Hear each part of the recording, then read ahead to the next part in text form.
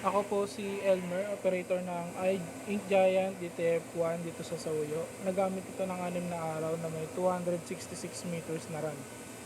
Ito naman ang capping na may 90% good condition.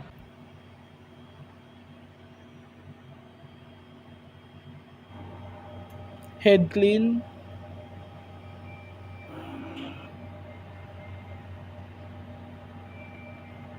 Antayin lamang matapos.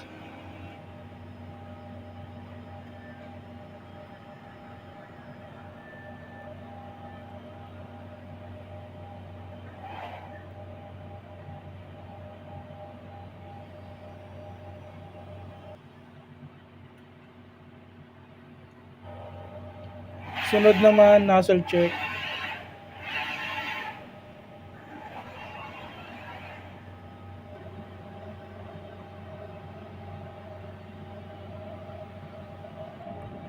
Okay naman ang output. Bali yung isang printer head yan is damaged na. Hindi na kompleto. Ito naman ang power ABR. Waste tank. Ito naman ang